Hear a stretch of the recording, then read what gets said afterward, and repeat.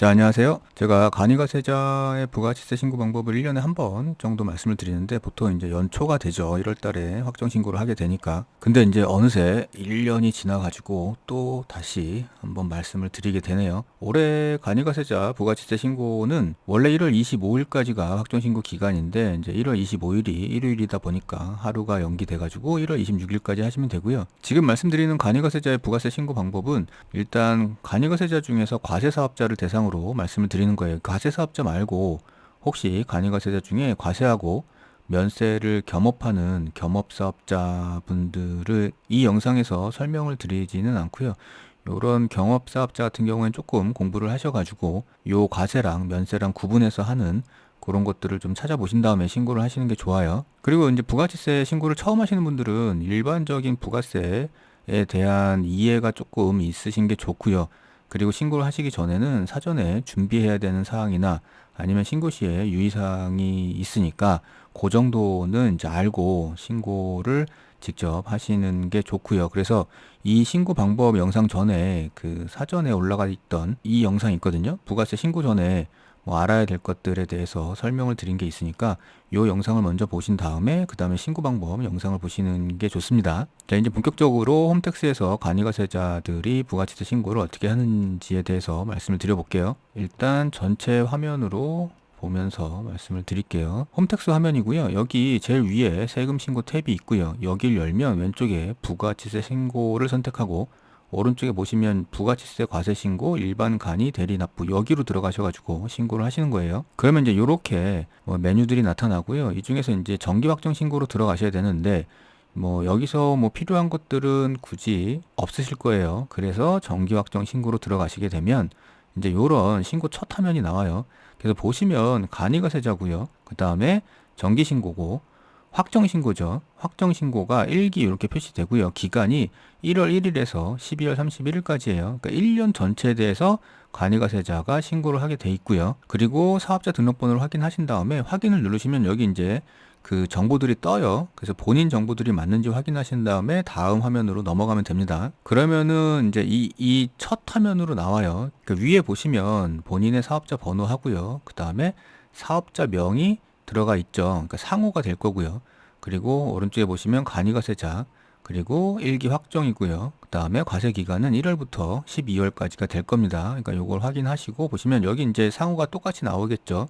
그래서 이 밑에 이렇게 매출세액부터 공제세액 이렇게 가거든요. 그 순서가 여기 1번 매출세액, 2번 공제세액, 3번 공제가산세액, 그 다음에 4번 기타 제출 서식을 요렇게 순서대로 다 작성을 하시다 보면 이 위에 지금 마이너스 100만 원 이렇게 되어 있는 세금이 바뀝니다.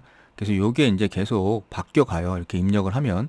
그래서 이게 플러스가 나오면 세금을 내는 거고요. 마이너스가 나오면 환급인데 간이가세자는 환급이 없죠. 그 환급은 일반 과세자만 해당이 되는 거고요. 그래서 이제 첫 번째 매출세액 요 카테고리부터 입력을 할게요. 매출세액의 입력은 여기 보시면 0이라고 표시되어 있는 여기를 들어가셔가지고 각 서식을 입력하는 겁니다. 혹시 이미 신고를 한 거를 수정하거나 경정하거나 이럴 경우에는 여기 입력이나 수정 요런 메뉴들도 나오니까 요로 들어가셔도 되고요. 근데 지금 처음 신고를 하신다 그러면 여기 0이라고 표시되어 있는 여기 밑줄이 이렇게 쳐져 있는 게 있어요. 그래서 여기를 들어가시면 이제 서식들이 열리니까 거기서 입력을 하시면 되고요. 여기에 지금 어떤 서식들이 있는지 쭉 한번 보시고 보통은 위에서부터 아래로 이렇게 순서대로 입력을 하시면 되는데 특이하게 임대업 같은 경우에는 여기 부동산 임대공급가입 명세서라고 있잖아요. 여기 그러니까 요거를 먼저 입력을 하시고 입력하시는 게 좋아요. 지금은 이제 일반 업종이라고 생각하고 입력을 해 보겠습니다. 가장 먼저 위에 보시면 신용카드 매출 전표 등 발행금액 명세서예요. 그러니까 여기 지금 이거는 일로 일단 들어가 보시죠. 여기서 들어가 보시면 이렇게 나와요. 신용카드 매출 전표 등 발행금액 집계표. 그러니까 요거는 이제 신용카드, 그러니까 카드를 사용해서 매출이 일어난 거. 그 다음에 매출을 하고 현금 영수증을 발행한 거. 그러니까 요것들에 대한 집계예요. 그래서 여기 집계는 어떻게 하냐면 여기 왼쪽에 보시면 조회하기 여기를 들어가셔가지고 집계를 하시면 돼요. 그러면 이제 오른쪽에 화면이 열리는데 2025년에 1분기부터 4분기 전체에 대해서 기간이죠.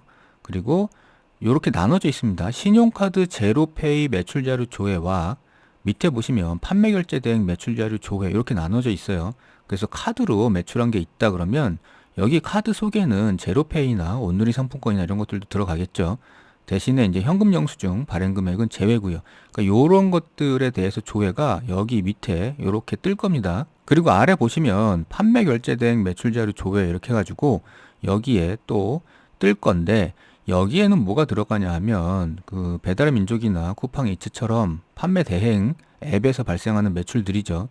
그 다음에 뭐 네이버페이나 아니면 그 외에 뭐 판매 대행 그 앱을 사용한, 플랫폼을 사용한 매출들이 여기가 조회가 되거든요. 근데 지금 영상을 보시는 시점이 만약에 1월 16일 이전이다 그러면 조회가 아직은 안 될 겁니다. 위에 신용카드도 그렇고 밑에 여기 판매 결정 대행 매출 자료도 그렇고, 그거는 이제 지난번에 말씀드린 것처럼 지금 홈택스에서 서비스하는 날짜가 있어요. 그 날짜 이후에 조회를 하셔야 여기 뜰 겁니다. 그래서 조회된 내용들을 보시고 나면 밑에 조회 결과 집계를 누르시고요. 여기서 집계를 누르면 요 아래에 이렇게 위에서 나왔던 자료 집계가 표시가 되고요. 이 표시된 집계를 보시고 적용하기를 눌러서 나오면 이런 식으로 여기에 기재가 되는 거죠. 그러니까 현금 영수증도 마찬가지예요. 여기 조회하기를 들어가셔가지고 똑같이 입력을 하시면 됩니다.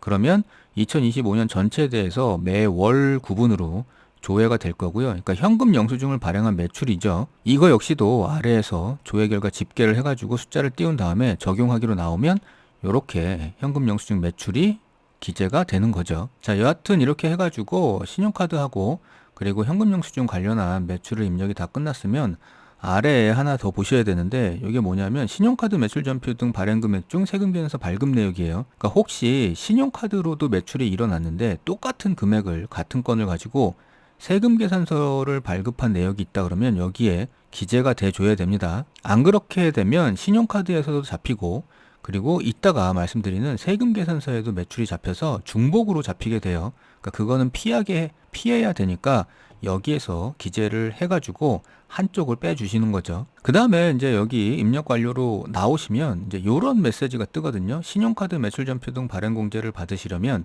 신용카드 매출 전표 등 발행 세액 공제를 입력하세요. 이렇게 돼 있어요. 그러니까 요거는 이제 이따가 말씀을 드리는데, 우리는 지금 여기서 신용카드 매출을 입력했기 때문에 이 신용카드를 발행한 매출이 있는 경우에는 일정 금액의 세액 공제를 해주는 게 있어요. 그러니까 그거를 받으라는 얘기입니다. 자, 이렇게 하면은 매출세액 쪽에서 신용카드 매출 전표 등 발행 금액 집계표가 작성이 됐죠. 그 다음에는 뭐 해당되는 게 전자화폐 결제명세서는 해당되시는 분들이 뭐 별로 없으니까 넘어가고요. 그 다음에 이제 기타 항목이거든요. 여기 기타 항목은 보통은 신용카드나 세금 계산서나 이런 정규 영수증 외에 현금으로 받은 분을 입력하면 돼요. 그래서 여기에 들어오시면 이렇게 돼 있어요. 여기 기타 금액, 이 금액 입력란에 직접 쳐 넣으시면 됩니다. 혹시 부동산 임대 사업자다 그러시면 위에 임차인으로부터 받은 월세를 세금계산서나 신용카드 또는 현금 영수증으로 발급하셨습니까? 여기에 해당되시는 걸 선택하시면 되죠. 과세표준 명세 여기에 들어가서 입력을 하시면 되는 건데, 이거는 반드시 입력을 해야 되기 때문에 결국에는 이렇게 입력을 하든 아니면 좀 전처럼 이 메뉴에서 예로 들어가서 입력을 하든 똑같습니다. 그래서 과세표준 명세로 들어와 보면 이렇게 생겼어요. 그러니까 과세표준 명세는 뭐냐면 지금까지 입력한 이 매출 금액을 어떤 종목에서 어떤 업종에서 얼마를 벌어들였냐를 구분해 주는 거예요. 그러니까 여기는 지금 그냥 단순히 예를 들은 겁니다. 그래서 결론적으로는 여기 위에 표시되고 있는 이 92709-250원 하고요. 밑에 구분해서 내가 입력한 금액의 합계, 여기 92709-250 여기가 일치해야 됩니다. 요게 금액이 1원이라도 틀리면 안 넘어가요. 다음 화면으로.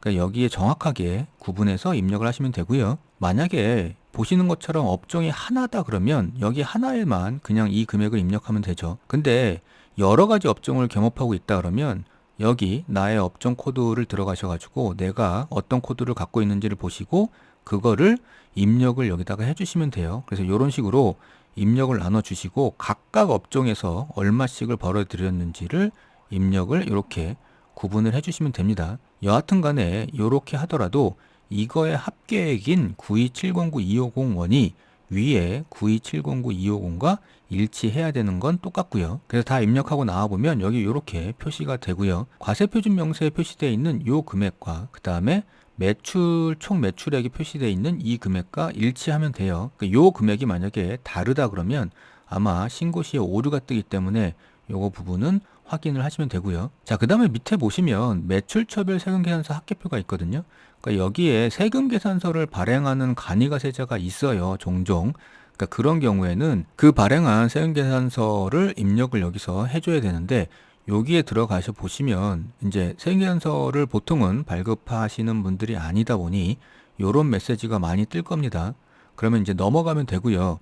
만약에 발행한 세금계산서가 있다 그러면 여기서 그 조회하셔가지고 입력을 해주시면 돼요. 요거는 이제 일반과세자에서 세금계산서 이 합계표를 작성하는 방법과 동일합니다. 혹시 부동산 임대업이다 그러면 여기에 부동산 임대 공급가액 명세서가 아래에 뜰 거예요. 이 매출처별 세금계산서 합계표 밑에.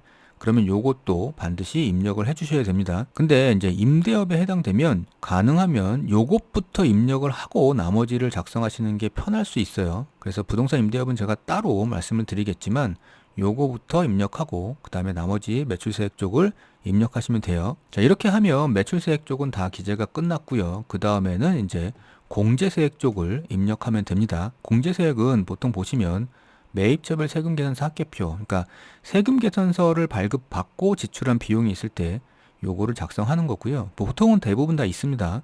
그리고 신용카드를 사용한 거, 그 다음에 세금계산서나 신용카드 중에 공제받지 못할 매입세액이 있으면 거기서 기재를 해서 빼주는 거죠. 일단 먼저 매입처별 세금계산서 합계표를 들어가 볼게요. 그러면 올해는 14일부터는 이 불러오기 기능이 활성화될 거고요. 그 전에는 아마 불러오기가 없을 겁니다. 그 전에 만약에 신고를 하셔야 된다 그러면 자료 조회를 하셔가지고 조회된 자료를 보고 직접 입력하는 수밖에 없는데, 가능하시면 그 날짜 이후에 여기서 불러오기로 입력하시는 게 좀 더 정확하겠죠. 그래서 입력을 하면 이렇게 입력이 자동으로 될 거고요. 만약에 자료 조회를 하신다 그러면 이 조회를 누르시면 오른쪽에 이렇게 자료가 조회되니까 참고로 보시면 되고요. 그 다음 밑에 보시면 종이세금계산서와 전송기간 마감일이 지난 전자세금계산서 발급받은 분 등 이렇게 돼 있어요. 그리고 옆에 명세 입력이 있습니다. 그러니까 요거는 전자로 받은 거 외에 종이로 받은 세금계산서가 있다 그러면 그거는 불러오기가 안 되니까 직접 여기서 입력을 하라는 겁니다. 그래서 보시면 그 세금계산서를 보시고, 이게 종이로 돼 있는 거죠 지금. 그걸 보시고 사업자 등록번호와 그 다음에 매수, 공급가액, 세액을 기재하시면 돼요. 그리고 입력 내용 추가하기로 하셔가지고 여기에 기재가 되도록 하시면 됩니다. 참고로 이런 경우가 종종 있어요. 그러니까 전자세금계산서를 홈택스에서 입력해가지고 발급을 받았는데 그 사업자가 똑같이 요걸 출력해가지고 종이로 세금계산서도 주는 경우, 그러니까 이런 경우가 있어요. 그러니까 근데 이런 경우에 전자세금계산서, 그러니까 여기에 위에 불러오기로 해서 불러오기도 하고, 그 다음에 종이로도 갖고 있으니까 여기 밑에서도 입력하고 이러시는 분이 있는데, 요거는 중복이 되기 때문에 전자 쪽만 입력을 하시면 됩니다. 여기 지금 종이세금계산서 입력하는 건 전자세금계산서로 발행하지 않고 종이로만 받은 걸 말씀드리는 거예요. 자, 이렇게 해가지고 매입처별 세금계산서 합계표는 입력이 됐고요. 그 다음에 신용카드 매출전표 수령 명세서예요. 이렇게 보시면 이렇게 네 가지로 돼 있거든요. 그러니까 현금영수증 조회하기, 화물운전자 복지카드 조회하기, 그 다음에 사업용 신용카드 조회하기, 그 밖에 신용카드 명세 입력 이렇게 나눠져 있어요. 그래서 각각의 메뉴들별로 들어가서 입력을 하시면 되고요. 먼저 현금영수증 조회하기부터 해볼게요. 그러니까 여기를 누르시면 이렇게 뜨거든요. 그래서 2025년 전체에 현금영수증을 발급받고 쓴 지출을 여기 표시되는 거예요. 그래서 이렇게 내역이 표시가 되면 이 내용을 밑에 조회 결과 집계로 이렇게 표시한 다음에 적용하기로 나오시면 됩니다. 그럼 여기 이렇게 표시가 돼 있겠죠. 그 다음에 이제 그 운수업, 화물업, 그 다음에 택배, 배달, 이렇게 화물 운전자 복지카드가 있으신 분들은 여기에 들어가셔가지고도 같은 방법으로 조회하시면 돼요. 그 다음에 이제 사업용 신용카드인데, 여기 사업용 신용카드를 조회하게 하시면 여기 이렇게 사업용 신용카드 명세서가 뜨죠. 그래서 2025년 거를 조회한 다음에 밑에 나오시는 걸 확인하고 집계하시고 적용하시면 이렇게 뜨게 됩니다. 이 사업용 신용카드는 홈택스에 지금 기록을, 그러니까 등록을 해놓은 신용카드를 말씀드리는 거예요. 홈택스에 등록한 신용카드가 아니라 다른 카드로 매입한 게 있다 그러면 그건 여기 그 밖의 신용카드 명세 입력으로 입력하시면 됩니다. 그러면 이제 이렇게 돼 있거든요. 그래서 같은 거래처에서 거래한 내역을 이렇게 입력을 하신 다음에 입력 내용 추가하기로 밑에 띄우시면 돼요. 그리고 나서 이제 적용하기를 누르셔가지고 여기 왼쪽에 이렇게 띄우시면 됩니다. 지금은 그 밖에 신용카드가 없으니까 0으로 표시되어 있는데 이런 식으로 하시면 된다는 거죠. 그리고 입력 완료를 눌러서 전 화면으로 돌아오면 이제 여기 신용카드 매출 전표 등 수령 명세서까지 입력을 했어요. 그러니까 위에 보시면 세금 계산서 받아서 지출한 거, 그 다음에 신용카드 현금 영수증 받고 지출한 것들이 합쳐가지고 여기에 이렇게 표시가 돼 있는 거고요. 그 다음에 공제받지 못할 매입세액이에요. 요거는 들어가 보시면 이제 이렇게 생겼거든요. 그러니까 매입세액을 불공제해야 되는 사항들이 있어요. 요거는 이제 다른 제 영상을 찾아보면 매입세 불공제에 대한 설명이 있거든요. 그러니까 거기에 해당되는데 세금 계산서가 끊겼거나 아니면 신용카드를 끊고 지출했는데 여기에 표시를 했거나 그렇다 그러면 여기에서 빼주셔야 됩니다. 공제받으면 안 되니까. 그러니까 그런 것들을 여기에 기재하시면 되고요. 그 다음에 이제 매입자 발행 세액계산서는 뭐 그렇게 흔한 케이스가 아니니까 넘어가고요. 의제 매입세액 공제 신고서인데 요거는 이제 음식점업 같은 경우에 뭐 카페도 해당되죠. 그러니까 음식점 관련한 업종에서 이 면세 품목들을 받고 그거에 대해서 의제 매입세 공제를 받게 된다 그러면 여기에서 신고서를 작성해 주셔야 돼요. 이 신고서 작성은 내용이 많기 때문에 일반 업종에 대한 설명에서는 말씀을 안 드리고 기회가 된다 그러면 나중에 음식점업에서 한번 말씀을 드려볼게요. 자, 그 다음에 이제 왼쪽 밑으로 내려와서 공제가산세액이거든요. 그러니까 전자신고세액 공제는 10,000원이 이미 들어가 있을 거고요. 그 다음에 전자세금계산서 발급세액 공제, 신용카드 매출전표 등 발행 공제 이런 것들이 있어요. 그러니까 해당이 된다 그러면 받으시는 게 좋죠, 당연히. 그래서 전자세금계산서 발급세액 공제 신고서는 이런 식으로 생겼고요. 만약에 세금계산서를 전자적으로 발급을 한 게 있다 그러면 건당 200원씩 공제를 받으시면 됩니다. 그 다음에는 이제 신용카드 매출전표 등 발행 공제거든요. 그러니까 요거는 신용카드를 발행하고 매출이 일어난 경우 그거에 대해서 일정액을 세액 공제를 해주는 건데 여기 알림 메시지를 보시면 신용카드 매출 전표 등 발행세액 공제 금액은 종합소득 금액에 반영됩니다 라고 돼 있어요.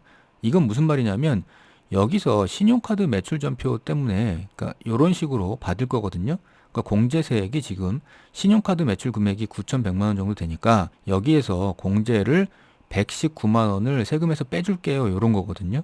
근데 이렇게 세금에서 부가세에서 이렇게 빼주면 요 빼준 119만 원을 종합소득 신고할 때는 종합소득으로 반영해서 세금을 내야 된다라는 겁니다. 그래서 종합소득이 만약에 뭐 1,000만 원이다 그러면 여기서 지금 119만 원이 종합소득에 포함이 또 될 테니까 결국에는 1,119만 원에 대한 종합소득세액을 계산을 하겠죠. 뭐 그렇더라도 부가가치세에서 공제를 받는 게 더 유리할 겁니다. 대부분은. 그래서 여기에 그 신용카드 매출전표 발행 매출 금액을 입력을 하게 되면 이 공제 금액은 자동으로 계산돼요. 그래서 그걸 확인하시고 입력 완료로 나오시면 됩니다. 그럼 여기 이렇게 그 공제된 세액이 표시가 될 거고요. 그러고 나면 이제 기타 제출 서식이거든요. 여기에 보시면 이제 필수로 작성해야 되는 업종별로 작성해야 되는 서식들이 있어요. 가장 먼저 나오는 게 부동산 임대공급가액 명세서예요.